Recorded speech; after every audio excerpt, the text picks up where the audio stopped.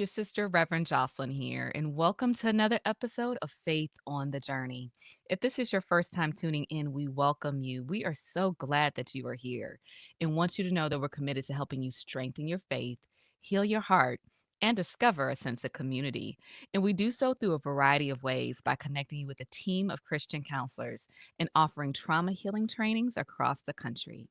You can learn about these resources and so much more by visiting our website at faithonthejourney.org. Again, that is faithonthejourney.org. Now, today, I am blessed and truly honored to bring to the virtual stage a brother of mine who I recently connected with. But you meet certain people and you be like, man, it's something about them. And he's in my mastermind community. And one of the things that everyone says is he's a giver and he's a man of faith. And he has a powerful story. And so I'm grateful to welcome to the stage Gustavo Pineiro. And he's a two-time cancer survivor, real estate investor, founder of Wealthonomics Society, and he was raised in South Bronx by a resilient single mother. He overcame poverty, violence, and illness to create a life of purpose and impact. After surviving cancer twice, he experienced a powerful encounter with God that shifted everything. Now he helps others to redefine wealth by aligning their personal growth with their spiritual purpose. Gustavo, I'm so grateful to have you here. Thanks for accepting my invitation. Thank you, thank you. It was my honor. Yes. Well, Gustavo, you have a powerful testimony, and I would like to start there. Please start by sharing your story with us. Yeah, it was things happen in life, and so for me, it was that in 2011 I was on top of the world. My business was booming. My partner was pregnant, and I get to visit Asia for the first time, but I'm not prepared. The many times we go to places and we're not prepared. I didn't even speak the language. So when we got connected with some friends who actually spoke English, you can imagine how elated I was, right? And so when I'm having this bowl of pho, and it's like if and it's best spicy, right? So I put the sriracha on, right? And I put on the sriracha, and then my friend leans over, he goes, "Speak up, I can't hear you. Speak up, I can't hear you." I'm like, man, they must make this sriracha in Vietnam a little different than they make in the States. And so I didn't think anything of it. Now I'm back home after my vacation. I'm back in the US. And then like my voice was a little raspy. And I go to Dr. Google, right? And so like if any of you ever go on Dr. Google, you always seem to have all the symptoms and all the things. And that was me, right? So I said, listen, I'm not getting any answers here. Let me go to ENT, ear, nose, throat doctor. So I go to ENT, and then she greets me with a little smile on her face and a hose with a light at the end of it. I'm like, where are you going to put that? Right? I was nervous. I was like, something's wrong. This is a big red flag. And so she puts that scope up my nose and down the back of my throat. And I was like, it sounds disgusting. It was actually even more painful. And she goes, we need to do some more exams. Okay, maybe it's just normal protocol. This time I come in to get the results of the exams. I bring my partner, and we're laughing and giggling, trying to come up with names for our son. And then they call me back to the waiting room. Excuse me, to the examination room. And so when we go to the examination room, the doctor comes in, right? And she closes the door, but it was the way she came in. She kind of slid in with her back towards us. And when she shut the door and turned around, it looked as if she is sweet a ghost. She walks slowly over to me and puts her hand on my knee. And she tells me, "I'm sorry, Mr. Pineiro. You have cancer." The world just went like this. It closed in on me. And that walk from the waiting room, from the examination room to the parking lot was the longest walk of my life. All I could just do was hug my partner and just cry. And, I got started getting flashes of my life in that moment.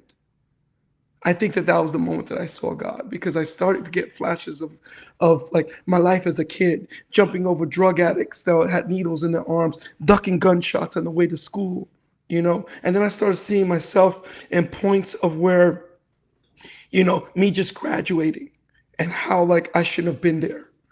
And I started to realize that there was something in me that's greater than I knew myself to be that got me through that. And it was going to be the very same thing that I have to pull me out of cancer and to get me through that. And I was like, what if I was be able to help others find what it is inside of them that shows them that they're greater than they know themselves to be. And that's why I created the Wealthonomic Society.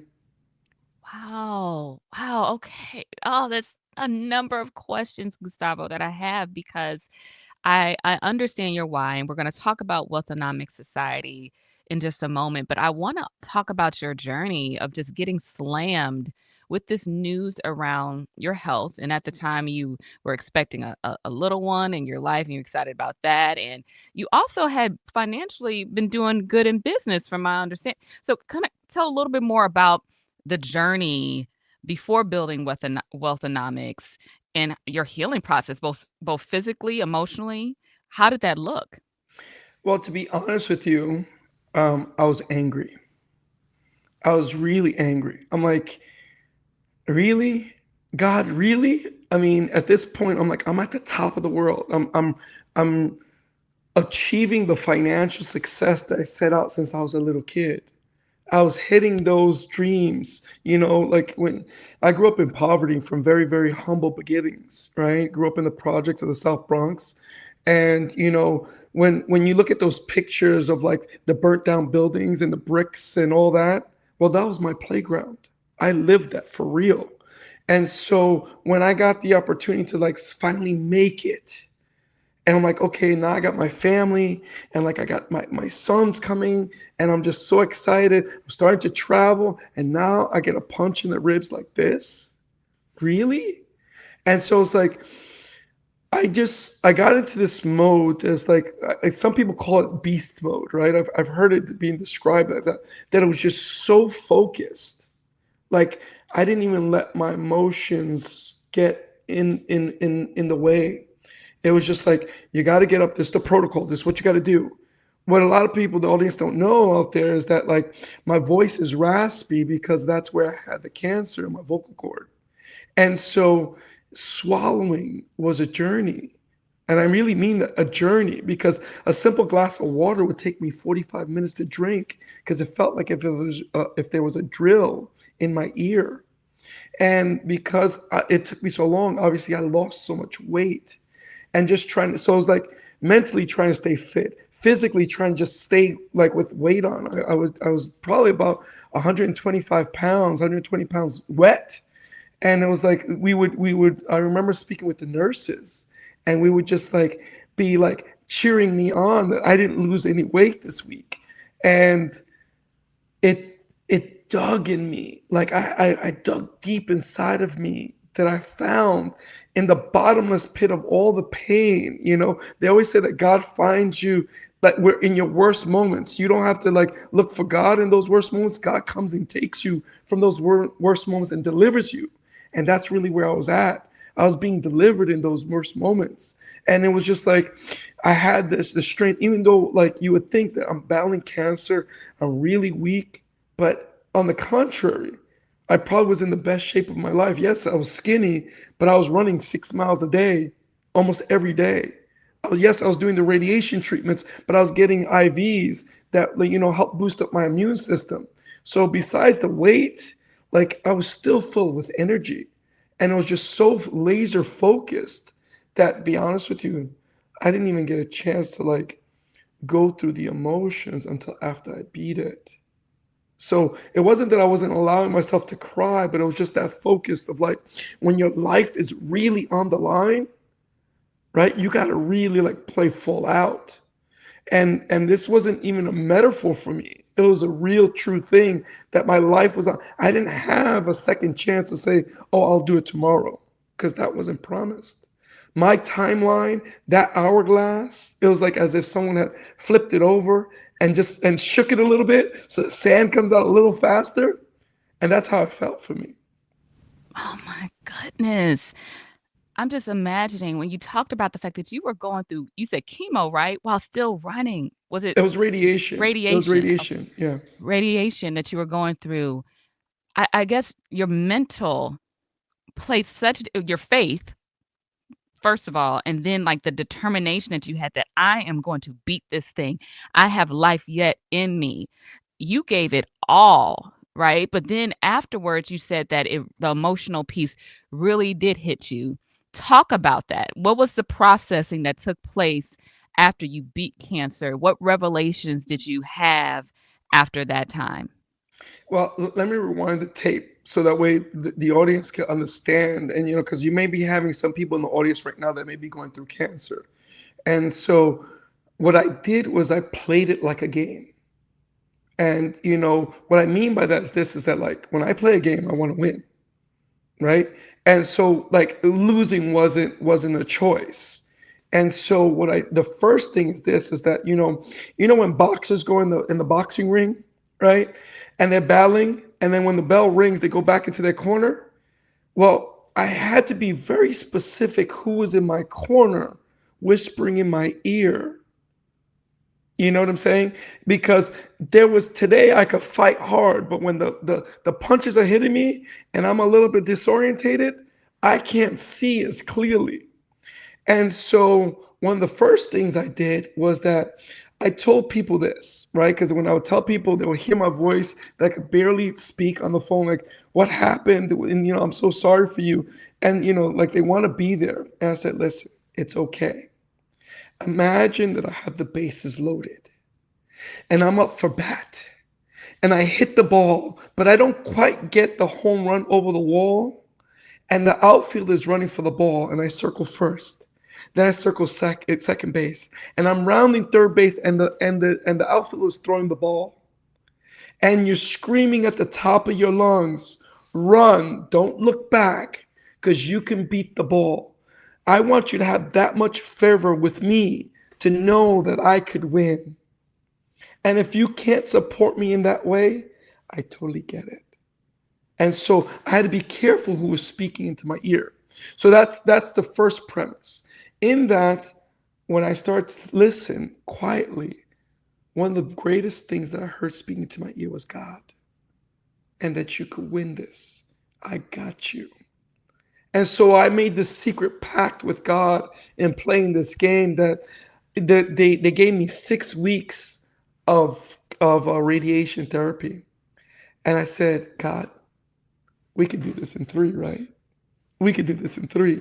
So I get scoped the first week as baseline, and then I get scoped the second week. It was getting significantly smaller.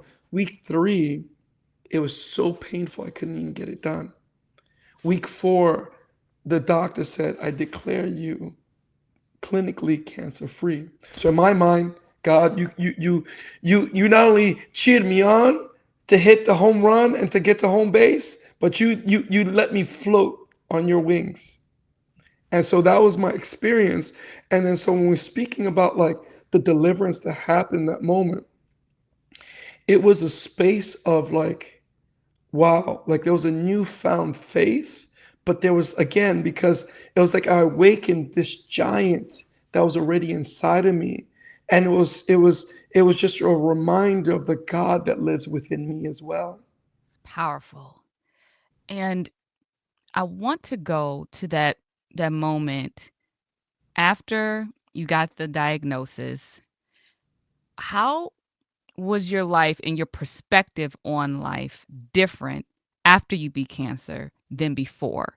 Like, because you're changed by that moment. So, what are some lessons or ways of thinking that you think would be helpful for the audience to hear in terms of the paradigm shift you had in your relationship with God and your way of thinking? So, like I told you in my story, I think that what it is that we all have moments where we've had obstacles, right? Life is lifing. Show me one person who hasn't had an obstacle, right? And some obstacles may seem bigger or smaller, right? For me, it was cancer. For somebody else, it may be a death in the family, or of a loved one. And so, how do you pick up the pieces? And so, like, when you get through those points, it's like I start to refer back to the points where I won. And I think also part of it was in my naivete. And it's like in my naivete of like what was to come, like I didn't know any better. So I just did. Okay, you told me to eat this. Okay, I'll eat this. You told me to cut this out. Okay, I'll do that. You told me to run, and then I started researching, and then so the thing was, is like I started realizing the things that were most important for me. And in realizing the things that were most important for me, it gave me the fuel, so the intimacy with my family, how much I wanted to make a difference in the community, especially from the community I came from, right? Obviously, I wanted my health. And what education do I need to do to educate myself, both mentally, physically, and spiritually, to get through this? And then connecting to the divine in a way that I never connected. Like, please hold my hand, walk me through this, because I know that my time is limited. And so I don't have time to play around. So when I took all those factors, I realized what is the importance of life? And more importantly, if I was to put a name on that, would I call that wealth? And then that's when I started to see, oh, the dots started to connect. Wealth is not just income, it's all these other things that I went through. It, literally, every single thought went through my viscera to win, but not win for ego, win because there was a higher calling for me. And I just answered that. And I was obedient. Oh, oh, oh, oh. And you know what?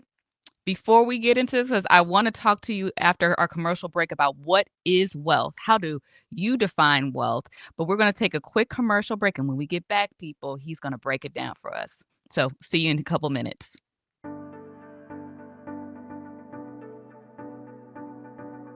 The trauma healing has actually given us an opportunity to truly share some of the pain that we've gone through that has caused us to be in this place. I think the use of scripture and truth, along with stories that are relatable, begin to start the dialogue for women to be able to recognize and be able to connect the fact that he is in their circumstances with whatever situation. With this trauma healing groups, we've been able to see people shed their masks and really just open up and share things that they too didn't even realize. And the transformation from the participants really included just being able to bring their heart to Jesus. What's amazing is some of them came with particular hurts or wounds that they wanted to share. It allowed me to be free with some deep-rooted things that I never spoke and know that it was all right for me to speak them. Being able to recognize their emotions from the very start.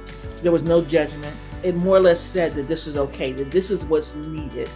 Just the power from being in the room with other women, recognizing that it's okay to share our hurts. It's good to be able to recognize what is a safe place and to be able to take all of those hurts to the cross. They realized it's something different that they were there to share.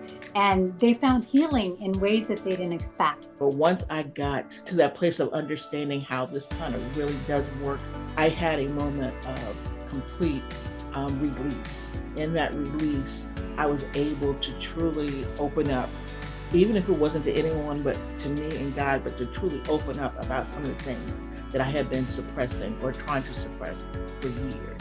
Every little bit about it is a soft brush stroke that all combines to make just a really beautiful picture. For them to be able to see the different too and have some of the tools that the Trauma Healing Institute implements are very helpful. I'm always surprised how God is using this. So it's a good place to be.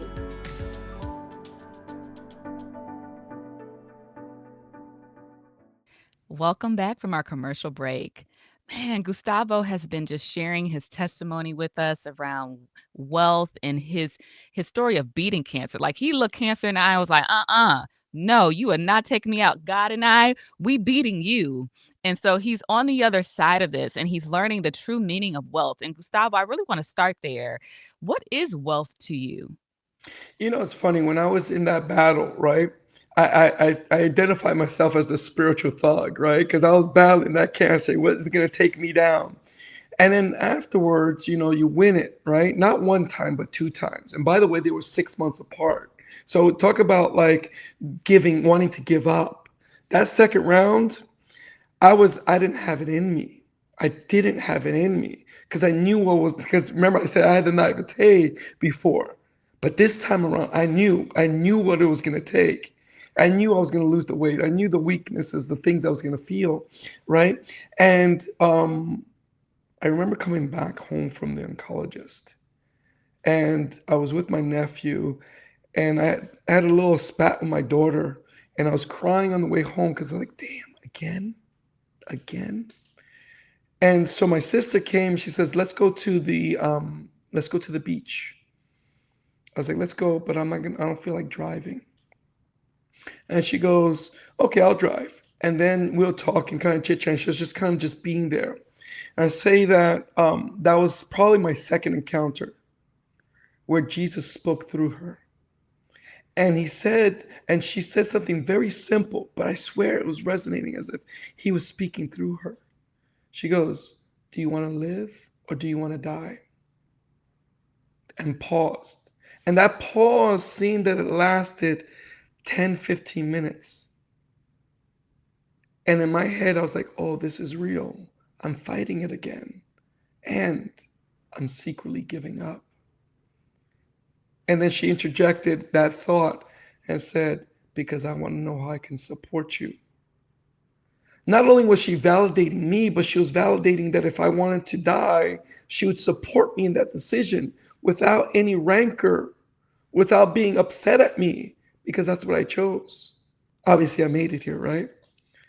And part of that process was understanding, well, why am I here? God, you could have taken me out not one time, but two times. You could have taken me back home. Why? Why did you keep me here? And I started feeling about like, well, because during that battle, more money didn't make a difference to me. You could have put a bunch more zeros and I was already successful. But I wanted my health. And I was like, so what is true wealth then? And I started to realize that true wealth is what I call being the richest, right? And so what that stands for is wealth of relationships, really those intimate relationships with your wife, your partner, your children. Of course, wealth of income, right? But also wealth of community. How you give into the community, how the community gives into you. Your wealth of health, right? Mental, spiritual, physical. Your wealth of your education, mental, physical, spiritual. Your spirituality. And finally, how you use your time and not squander it. So when I start to see all these different facets, which I learned over time, it's like, how can we create this in a way that could have people live a more fulfilled life? And that's what set me on my journey. Yes, and I want to talk more about this journey, particularly Gustavo, because I realize you have a heart for the brothers and Yes. and ensuring that yes, you want to build wealth from a financial place, but you want brothers to be able to live a full life where they're spiritually grounded and have good relationships, all the things you identified in your richest Yeah. formula. So let's talk about that. What did God reveal to you as it relates to your calling to serve brothers and to create a community and to help them to experience the richest things of life? So first and foremost, I grew up without a father in the sense that like he wasn't in my day-to-day life. And I realized that as a young kid, being left at the bus stop had a lot of trauma on me. And I realized that I never wanted to be that way. But I realized also that I needed to do the inner work.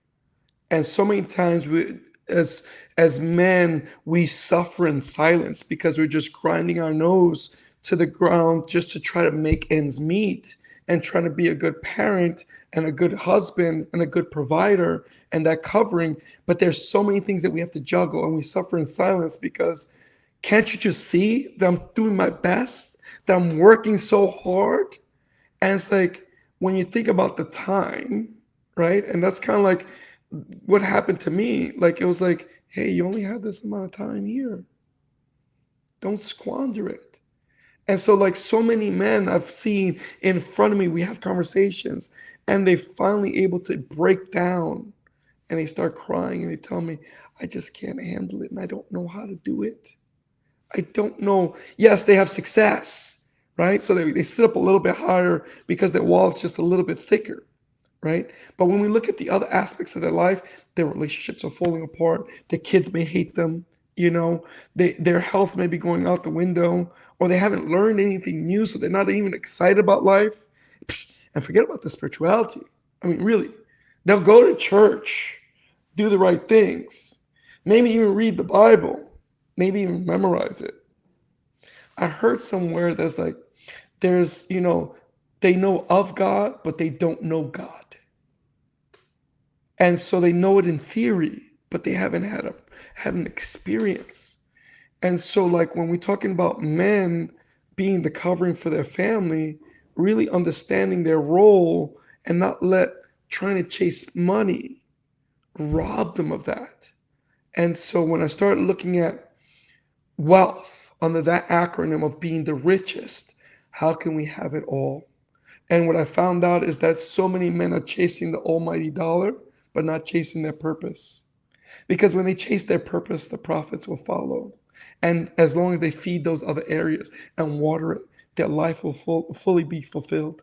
Yes. Oh, it's a paradigm shift, right? Because it goes against what many of us have been taught about hustle culture and grinding. And, I once I get to this certain point, which is a moving line, then I'll be able to spend more time with family. And you talk about like, I'm doing this for you. I'm working these 12-hour shifts for you. And so this mental shift is one which I believe is critical, but Yeah. it's difficult for us to make that shift. I even struggle with some of those things as a woman, but for you called to serve men, how do you support brothers in this process, Gustavo? So great question, because the first thing is like we have to address the elephant in the room, right? Because if we're working 12 plus hours a day for my family and I'm suffering in silence, right? And really, mom is almost at home, providing that she's not working as well, as a single parent, taking care of the children or whatever, the household. And so the first thing that we address is okay, so how can we address the income part, right? Because once we address the income part, we have more time. And then we can address all the other areas. And then we can look fully. But I think that what ends up happening, part of that paradigm shift, unfortunately, we have to get present to the pain. Like for me, when I had the cancer, I had to get present to all the things that I was missing out on because I was present to my timeline on this earth being shortened. And so, because I was present to that, then all those other things that I put to the side because I could do it tomorrow, like take the kids to the park tomorrow, like, go to the gym tomorrow, like go to church and or have a moment with God and me on the beach tomorrow, right? So like those things had to happen today because I truly wasn't promised tomorrow. So the first thing that I see is that we address the financial part. And how we do that is we start teaching men, hey, you may run a successful business, right? You may run, a multi-million dollar business. And can that business run without you?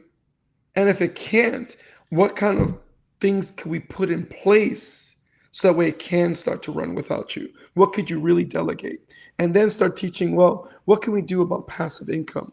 How can we learn about infinite banking? I know this is more God centered, but this is an important point because if that distraction, the enemy uses that distraction to take men away from their families and being the covering.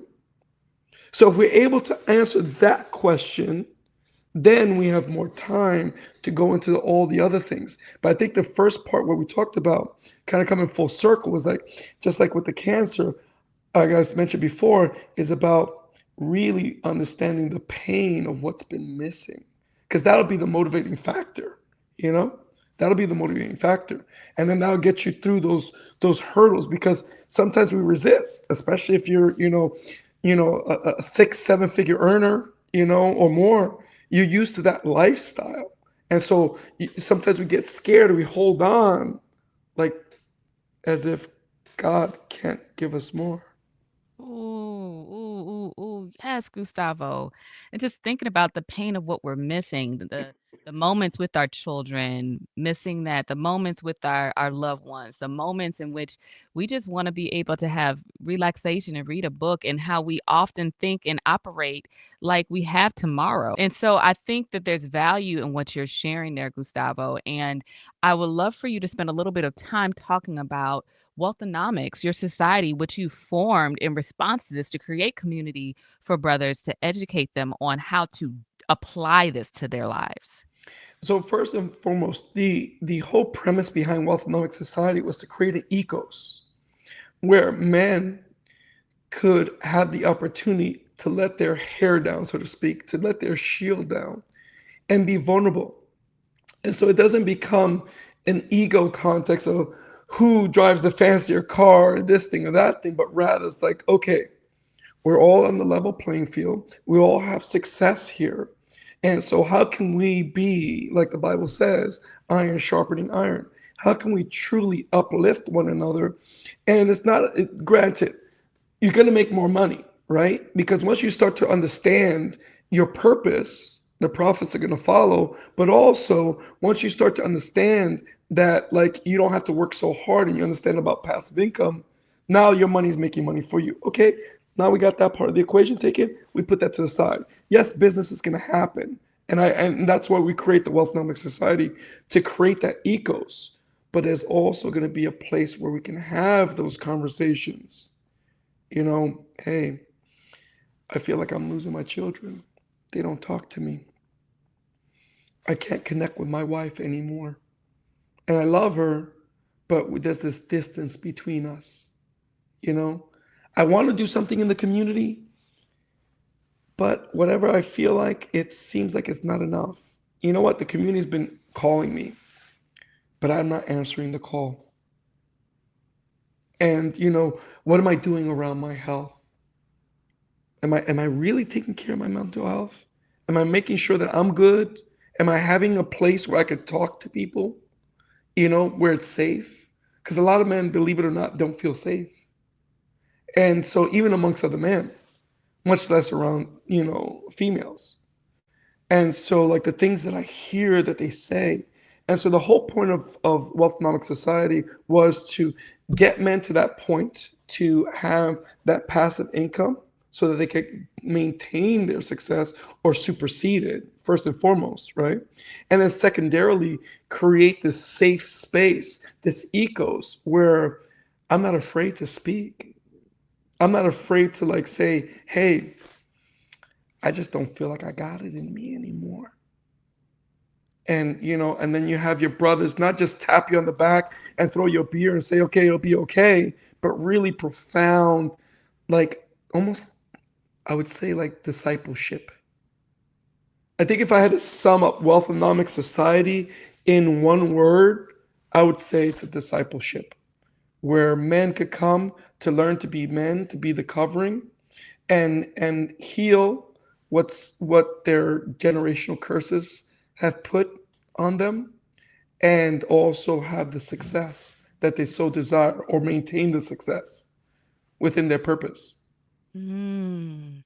Gustavo, I appreciate this tremendously because you're showing how you can approach this from a holistic standpoint, where with the wealth, your spirituality does not have to take a back burner. Your family doesn't have to have, the leftovers of you. Yep. And you can find emotional safety in brotherhood, which is Yes. something that we all, men and women, are seeking in our lives. And I'm grateful that you created that space where brothers can be real about the Yep. struggles that they're having, because it's not easy out here. No, it's not. I think that with this dynamic that's happening in the world today, there's a lack of guidance. I've been fortunate enough to travel, and these feet have hit many grounds all over the world and have many miles on it. And in that, I got to see how men take their sons and they take them through the transition to become men. And I've seen through different cultures and see how they do it. And in that, you observe, you watch, you see, oh, I like this, I don't like that, I'm not gonna do that. And it's like, I think that there's a lot of points where in the nuclear family right now, there's not a real transition or a metaphor of like making a young man say, okay, now you're a man, and I'm going to respect you as a man, and I'm not going to I'm going to trust your decisions, and I'm going to help guide you on that. And I think that that's what happens. And so what that looks like is like you got these grown men who are very powerful, and they're making 6 7 figures a year, but they still have the little boy inside that's running things. And I think that let's let the little boy inside know that he is safe and he doesn't need to come around anymore. And that's really, again, that's part of that discipleship. Very powerful. Gustavo, I wish we had more time, but tell us, where can people learn more about your work with Wealthonomics Society? Where can people connect with you online? So you can find me on www.wealthonomicssociety.com. And then the other part is on my IG, on Instagram, Wealthonomics Society. You can DM me and connect with me directly. Wonderful. Gustavo, it has been such a pleasure hearing your story, hearing about the work that you are doing. You are a blessing to this world, and I just pray you continue to be a light, you continue to be a fighter, you continue to be a man of God, just helping people to live out their purpose. Thank you so much for being on the show today. Thank you. It was my pleasure. Yes, thank you, Gustavo. And thank you all so much for tuning in to another episode. I hope this was a blessing to you. And if it was, you know what to do. Subscribe, hit that subscribe button on YouTube. And if you're listening on Apple Podcasts or Spotify, do the same. And if you're also listening on Apple Podcasts, please leave a review and share this episode with a friend. Also, if you're looking for a Christian counselor, visit us online at faithonthejourney.org. Again, that is faithonthejourney.org. So that's it for this week, family. Thank you so much for tuning in. And until next week, you keep your faith on the journey. I'll see you soon, family.